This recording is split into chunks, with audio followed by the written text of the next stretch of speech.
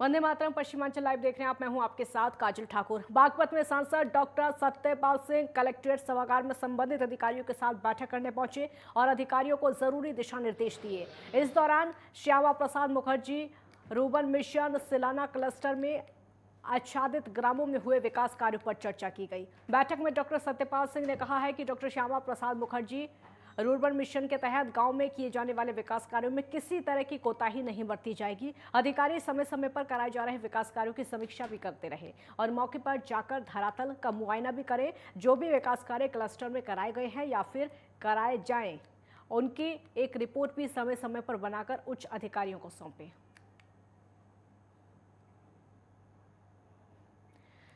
बुलंदशहर में कुख्यात गोकशी के आरोपी आरिफ पर बड़ी कार्रवाई की गई है, जिसमें माफिया की 2 करोड़ 5 लाख की संपत्ति को कुर्क किया गया है। यह कार्रवाई गैंगस्टर एक्ट के तहत की गई है और आपको बता दें कि आरिफ ने आपराधिक घटनाओं को अंजाम देकर करोड़ों की संपत्ति को अर्जित किया था और इसी के चलते खुर्जा एसडीएम ने पुलिस बल के साथ इस्लामाबाद में स्थित आरिफ की संपत्ति को कुर्क किया है।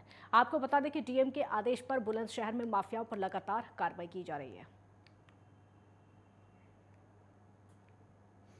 ये जिलाधिकारी महोदय के आदेशानुसार धारा 14(1) में गैंगस्टर एक्ट के अंतर्गत आरिफ पुत्र यामीन एक अभियुक्त, इसके खिलाफ सेक्शन 14(1) में डीएम सर के आदेश हुए हैं कि इसकी लगभग 2 करोड़ 5 लाख की संपत्ति कुर्क की जाए। तो उसमें एक हमारे यहाँ गांव है इस्लामाबाद, तहसील खुर्जा में इस्लामाबाद ग्राम के अंदर उसकी संपत्ति कुर्की करने की आज कार्यवाही चल रही है। Greater Noida eastern peripheral expressway और यमुना एक्सप्रेसवे को जोड़ने के लिए बनने वाले इंटरचेंज का काम अगले महीने शुरू हो जाएगा। जो अब तक किसानों को 64.7% का अतिरिक्त मुआवजा नहीं मिलने के चलते रुका हुआ था, यमुना प्राधिकरण अगले 10 दिन में किसानों को ये पैसा दे देगा और उसके बाद इंटरचेंज का निर्माण कार्य शुरू हो जाएगा। इंटरचेंज बनाने का टेंडर तकरीबन 2 साल पहले ही फाइनल हो चुका था। आपको बता दें कि यमुना एक्सप्रेसवे और ईस्टर्न पेरिफेरल एक्सप्रेसवे को जोड़ने के लिए इंटरचेंज बनाने की जो योजना है, इसके निर्माण पर तकरीबन 80 करोड़ रुपए खर्च होंगे। इसका डिजाइन एनएचएआई ने बनाया है और यह जमीन यमुना प्राधिकरण के कब्जे में है, लेकिन किसानों को 64.7% का अतिरिक्त मुआवजा नहीं मिलने के चलते काम बंद था। किसान मुआवजे के बाद काम शुरू करने को कह रहे थे और उसके चलते काम शुरू नहीं हो पाया।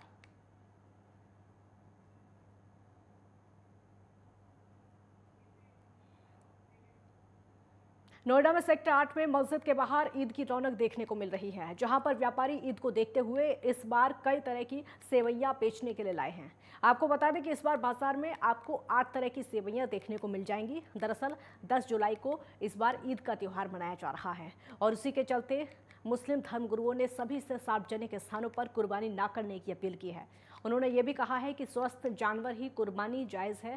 साथ ही नोएडा पुलिस ने भी नोएडा की सभी मस्जिदों के बाहर भारी पुलिस बल तैनात कर दिया है और सीसीटीवी कैमरों के साथ ड्रोन कैमरे से भी नजर रखी जा रही है। देखिए, कल जो बकरीद का त्यौहार है, उसके लिए जो भी समुचित पुलिस व्यवस्था है हम लोगों ने सुनिश्चित की है। पहले जो हमारा होमवर्क है, सारी होमवर्क पूरी कर ली गई है। जो यहाँ के जितने धार्मिक गुरु वगैरह हैं, सबके साथ बैठ के हम लोग की मीटिंग्स हो चुकी है। पीस कमेटीज़ की मीटिंग थाना वाइज हुई है और उसके अतिरिक्त बाकी हम लोग के लेवल में भी सब लोगों से 1-to-1 इंटरेक्शन है। और जिस तरह से पहले यहाँ शांतिपूर्ण तरीके से सौहार्दपूर्ण वातावरण में फेस्टिवल्स मनाए गए हैं, इस बार भी सुनिश्चित किया जाएगा। उत्तर प्रदेश सरकार ने ईद और कांवड़ यात्रा के मद्देनजर पुलिस प्रशासन को हाई अलर्ट मोड पर रहने के निर्देश दिए हैं, जिसके चलते शामली पुलिस प्रशासन ने ईदगाह का निरीक्षण किया। इस दौरान ईदगाह स्थल पर सीओ सदर और एसडीएम सदर निरीक्षण करने के लिए पहुंचे, जहां पर उन्होंने साफ सफाई करने और शांति व्यवस्था के साथ नमाज अदा करने के दिशा निर्देश जारी किए। साथ ही नमाज ईदगाह स्थल के अंदर ही धीमी आवाज के साथ अदा की जाए, ये दिशा निर्देश भी जारी किए गए।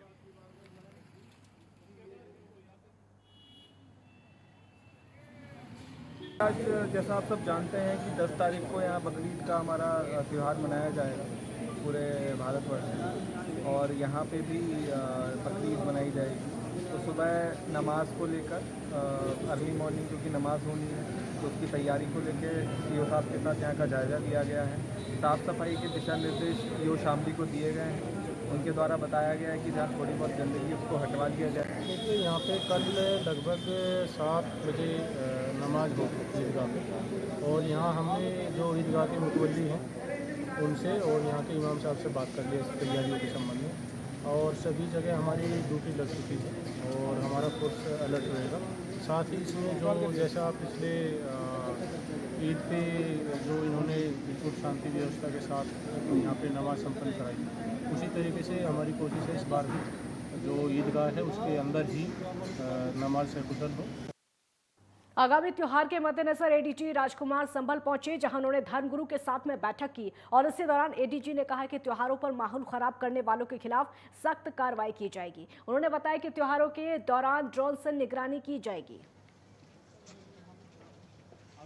एसपी संभल और उनके सभी पुलिसकर्मियों के साथ फुट पेट्रोलिंग की गई। जो भी संवेदनशील स्थान यहाँ पर हैं वहाँ पर भ्रमण किया गया और शांति व्यवस्था सुनिश्चित कराए जाने के लिए अपील की गई। आने वाले पर्व हैं, बकरीद का पर्व है, कांवड़ यात्रा है और मुहर्रम का पर्व है। इन सब को देखते हुए हम लोग सभी सतर्क हैं और हर दशा में शांति व्यवस्था कायम रहे इस शहर का, यही हम सब लोगों का ध्येय है। सर, पीस कमेटी की मीटिंग मिली थी आपने और अधीनस्थ अधिकारियों को भी के साथ बैठक की थी। हाँ, बिल्कुल। क्या निर्देश दिए गए सर? पीस कमेटी मीटिंग में मुख्य रूप से सभी धर्म गुरुओं से वार्ता की गई, दोनों समुदाय के, और उनसे अपील किया गया कि जो शासन के द्वारा जो गाइडलाइंस हैं उनके अनुरूप हम लोग आने वाले पर्व को मनाएं। कहते हैं हौसले बुलंद हों तो सफलता कदम चूमती है, और ये कहावत सच कर दिखाए बदायूं के सरालपुर ब्लॉक के एक स्वयं सहायता समूह की महिलाओं ने, जो जयपुर से एक ऐसी तकनीक फार्मूला लेकर आई जो कि आज छोटी सी लागत से एक बड़ा उद्योग बनता जा रहा है, जिसके उत्पादन की प्रशंसा न केवल बदायूं जिले में हो रही है बल्कि खुद सीएम योगी ने भी इसकी प्रशंसा की है। वहीं बदायूं के मुख्य विकास अधिकारी के साथ में समूह की संचालिका रूबी सिंह ज्योति सिंह ने मुख्यमंत्री योगी आदित्यनाथ से भेंट की है और अपने उत्पादन की विस्तृत जानकारी दी है। सीएम ने गोबर से पेंट बनाकर समूह की प्रगति जानकर समूह की महिलाओं की खूब प्रशंसा की है।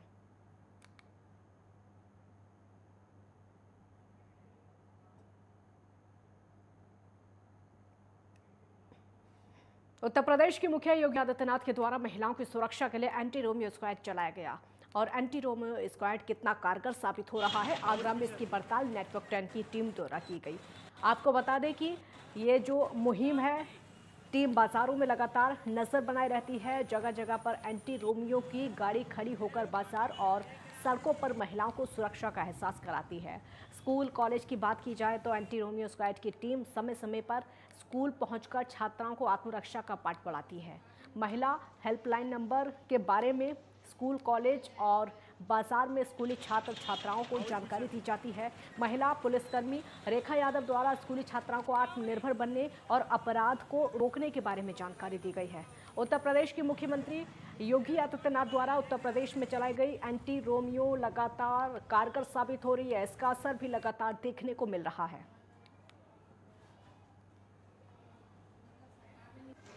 एंटी रोमियो हमारे मुख्यमंत्री द्वारा चलाया गया है जी।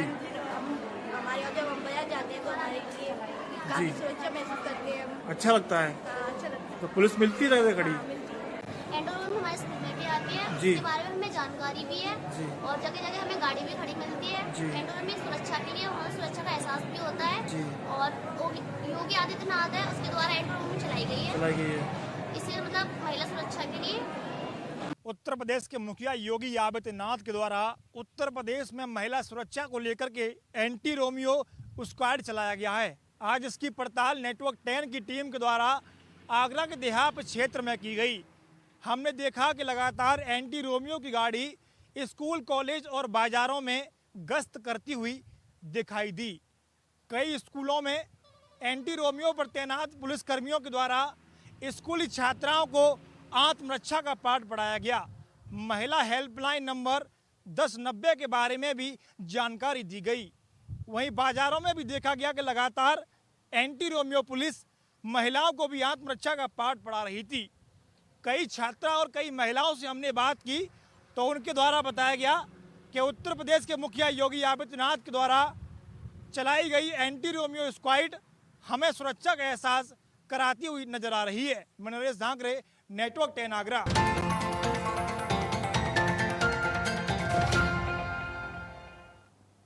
ब्रेक के बाद एक बार फिर स्वागत है आपका। देश के कुछ हिस्सों में इस वक्त बारिश से बुरा हाल है। जहां अमरनाथ में बादल फट गया है तो महाराष्ट्र में सड़कों पर पानी का जल जमाव भी देखा जा सकता है। ऐसा ही कुछ यूपी के सहारनपुर में भी देखने को मिल रहा है, जहां पर मिर्जापुर इलाके की बादशाही बाग नदी में बारिश के चलते जबरदस्त सैलाब आ गया है और सैलाब में एक कार बह गई है। हालांकि कार में सवार सभी लोगों को बचा लिया गया है। ये देखिए तस्वीर आप देख सकते हैं, सैलाब में किस तरीके से कार बह गई है। कार सवार सभी लोगों को फिलहाल सुरक्षित बचा लिया गया है। बादशाही बाग नदी बताई जा रही है जहां पर सैलाब आया है और ये कार उसी सैलाब में बहती हुई नजर आ रही है। और अब खबर यूपी के अमरोहा से है, जहां पर पहाड़ों पर हो रही लगातार बारिश से बैराज से पानी छोड़ा जा रहा है। पानी से अब गंगा का जलस्तर बढ़ना शुरू हो गया है। वहीं बाढ़ खंड विभाग के अधिकारी को अलर्ट कर दिया गया है। अमरोहा में 97 गांव पर बाढ़ का खतरा मंडरा रहा है और वहीं इसको लेकर जिले के जिलाधिकारी अलर्ट मोड में हैं। आपको बता दें कि ये पूरा मामला अमरोहा जिले के धनोरा तहसील क्षेत्र का है। आप जानते हैं कि जनपद के हमारे कुल 97 गांव जो हैं वो बाढ़ से प्रभावित हो चुके हैं, जिसमें से 4 गांव गंगा जी के बीच में आ जाते हैं। उनके लिए बोट की व्यवस्था करनी पड़ती है, नाव की। तो व्यवस्था कर ली गई है और हमारी नाव की व्यवस्था नावें चल भी रही है, जहाँ पे आवश्यकता है वो चल रही है। और अभी पानी का स्तर ज़्यादा बढ़ा नहीं है, थोड़ा थोड़ा बढ़ना शुरू हुआ है और हमारी बाढ़ चौकियाँ एक्टिव हो गई हैं, हमारे अधिकारी एक्टिव हो गए हैं और अपना कार्य में लग गए हैं। बाकी जो अगर आवश्यकता होती खाद्यान्न वगैरह की तो भी हमने तैयारी कर ली है, पूरी तैयारी कर ली गई है और कहीं किसी कठिनाई नहीं आने दी जाएगी। बाढ़ अभी तो गंगा में बता रहे हैं जी फुल चल रही है, पर अभी तक बाहर तो नहीं आई, पर इसका पता नहीं कब बाहर निकल जाए जी। अभी तक तो कोई नहीं करवाई गई, अभी तक कोई सूचना नहीं ऐसी आई हमारे पास। इधर 100 गांव हैं जी, कम से कम 100-150 गांव हैं, तो उसमें फ़िलहाल 10 गांव ऐसे हैं जो ज़्यादा पीड़ित हैं, जो बिल्कुल ही डूब जाते हैं जब गंगा आती है। ये तो बहुत होगी, कई एकड़ बैठेगी, कई हजार एकड़ बैठेगी। कई गांव बैठ रहे हैं, मुकारमपुर, पवसरी और हमारा देवीपुरा इंगे, बिरामपुर, मुकारमपुर, चांदरा, बिरामपुर, रमपुरा, इनमें तो ये धो रहे के शेरपुर लो बिल्कुल वो है। पहाड़ों पर हो रही लगातार बारिश से बैराज से जो पानी छोड़ा गया है उसी को लेकर आज हम गंगा के तट के किनारे इस समय मौजूद हैं और यहाँ पर आप मेरे पीछे देख सकते हैं बैराज द्वारा जो पानी छोड़ा गया है उसको लेकर जो है गंगा का जो जल स्तर है वो धीरे धीरे यहाँ पर बढ़ता हुआ नज़र आ रहा है।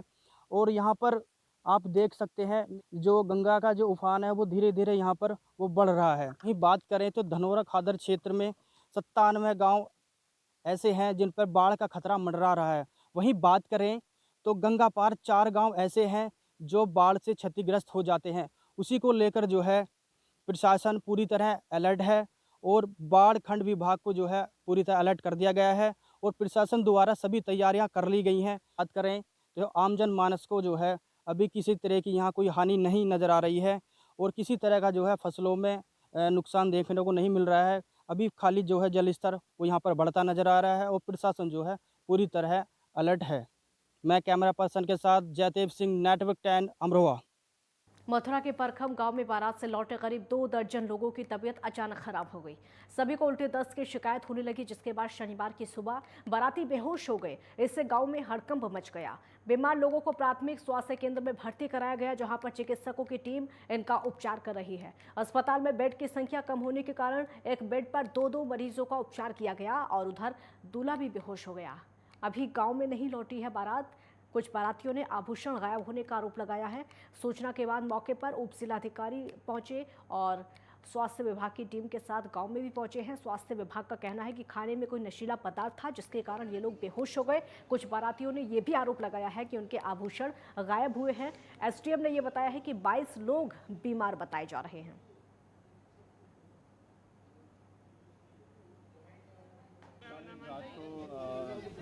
परखम गांव के कुछ लोग यहाँ पर उन्होंने क्या खाया उसकी कभी तो जाँच चल रही है, लेकिन जब वो वापस आए तो कुछ बेहोशी की हालत में और उल्टी वगैरह तो टीम यहाँ पर लगभग सभी हालत थोड़ी खराब है, उनको लाया गया है। यहाँ पर ड्रिप चढ़ाई जा रही है। मेरठ में परतापुर में धागा गोदाम में भीषण आग लग गई और आपको बता दें कि यह गोदाम परतापुर उद्योगपुरम में स्थित है। वहीं आग लगने का कारण अभी साफ नहीं हो पाया है। आपको बता दें कि गोदाम में भारी मात्रा में धागा भरा हुआ था। सूचना पर पहुंची फायर ब्रिगेड की आधा दर्जन गाड़ियों ने मौके पर पहुंचकर आग पर काबू पाया।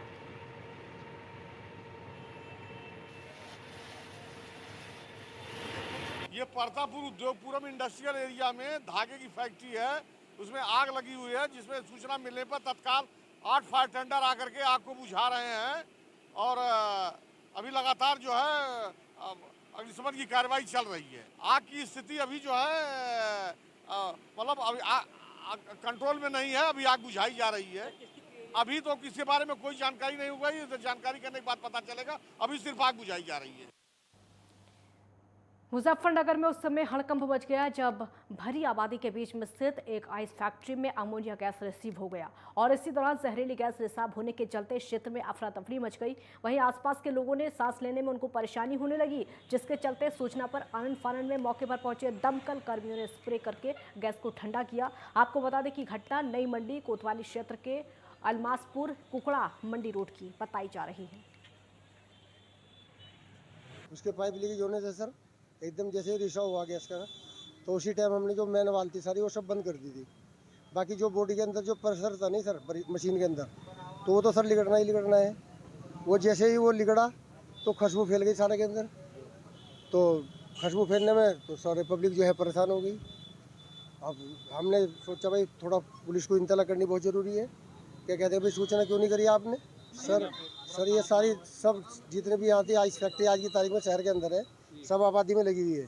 कच्ची सड़क में लगी हुई आबादी में है और जो है सब आबादी में इधर सब चीज़ आबादी में लगी हुई है। तो आपको लगता है ये गलत नहीं है? नहीं गलत है सर। यूपी के फिरोजाबाद में पुलिस और बदमाशों के बीच में मुठभेड़ हो गई। मुठभेड़ के दौरान एक हिस्ट्री शीटर बदमाश गोली लगने से घायल हो गया, जिसके बाद पुलिस ने 20,000 के इनामी हिस्ट्री शीटर बदमाश को धर दबोचा। ये घटना थाना दक्षिण क्षेत्र के लालौ रोड की बताई जा रही है, जहां पर शुक्रवार की देर रात को थाना दक्षिण पुलिस ने एसओजी पुलिस की मदद से 20,000 के इनामी हिस्ट्री शीटर बदमाश को मुठभेड़ के दौरान धर दबोचा। पकड़े गए बदमाश पर तकरीबन 2 दर्जन से ज्यादा लूट डकैती के मामले दर्ज हैं। थाना दक्षिण क्षेत्र की पुलिस एसओजी के साथ मुखबिर खास की एक सूचना पर एक गांव है लालौ, उसके पास लगी हुई थी, जहां पर एक बदमाश की सूचना थी। जो बदमाश डकैती के अभियोग में काफ़ी दिनों से वंचित है थाना दक्षिण से ही, और 20,000 का इनामिया भी है तथा लाइन पार से एचएस भी है। इस बदमाश का नाम वीरेंद्र सन ऑफ सुगर सिंह है, जो कि लाइन पार थाना क्षेत्र का रहने वाला है। इस बदमाश को बाइक से आता हुआ देखते ही जैसे ही पुलिस पार्टी ने इसको आवाज़ दे के रोकने का प्रयास किया, बदमाश ने तत्काल इस पर फायर कर दिया पुलिस पार्टी पे। जवाब में पुलिस पार्टी ने भी फायर किया, जिससे बदमाश के निचले हिस्से पर गोली लगी है। इसको गिरफ्तार करने में सफलता प्राप्त की गई है। बुलंदशहर में सड़क हादसे में 2 लोगों की मौत हो गई और आपको बता दें कि इको कार और कैंटर की आपस में टक्कर हो गई। टक्कर के दौरान कार में सवार लोगों की मौके पर ही मौत हो गई और कार सवार सीएनजी भरवाने के लिए पंप पर जा रहे थे, जिस दौरान यह हादसा हुआ। वहीं घटना की सूचना पाकर मौके पर पहुंची पुलिस और शव को कब्जे में लेकर पोस्टमार्टम के लिए भिजवा दिया है।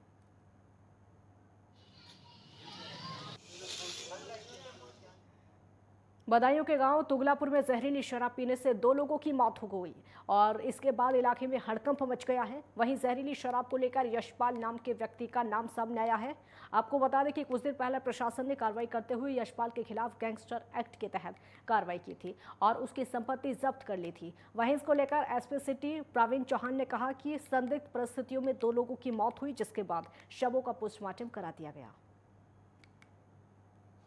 जनपद बदायूं के थाना क्षेत्र उजानी के चौकी कचला में आज 2 व्यक्तियों की संदिग्ध परिस्थितियों में मृत्यु हुई है, जिनकी बॉडीज़ का पंचायतनामा भरने के पश्चात बॉडीज़ को मोर्चे में रख दिया गया है। परिवारजन का आरोप है कि ये दोनों ही अलग अलग मोहल्ले के हैं और दोनों ही शराब पीने के आदी थे। आज भी उन लोगों द्वारा शराब पी गई थी। जिस दुकान से शराब लेने की बात बताई गई है, वहाँ पर एसडीएम सदर, सीओ उजानी व एक्साइज इंस्पेक्टर्स द्वारा पूरा स्टॉक चेक किया गया है और सैंपलिंग भी वहाँ पर कर ली गई है। आज कुल 520 बॉटल्स शराब वहाँ उस दुकान से बिकी है। फिरोजाबाद में पड़ोसी युवक ने एक युवक को नशीला पदार्थ खिला दिया, जिस दौरान युवक की मौत हो गई। आपको बता दें कि मृतक का 4 जुलाई को ई रिक्शा चोरी हो गया था, जिसके बाद युवक थाने में ई रिक्शा चोरी होने की तहरीर के लिए जा रहा था, लेकिन तब पड़ोसी ने उसको नशीला पदार्थ खिला दिया। उसके बाद तबीयत बिगड़ गई, युवक को अस्पताल ले जाया गया, जहां युवक ने दम तोड़ दिया। सर इनकी ट्रिप हो गई थी। अच्छा। 4 तारीख को जी। तो किसी ने नशीला पदार्थ पिला के, हमारे मोहल्ले का ही लड़का है जिसने नशीला पदार्थ पिला के हो गया था। तो आज थाने जा रहे थे एप्लीकेशन लगाने, तो रास्ते में उनको अटैक पड़ गया। बस पश्चिमांचल लाइव में फिलहाल इतना ही। आप देखते रहिए नेटवर्क 10। जय हिंद।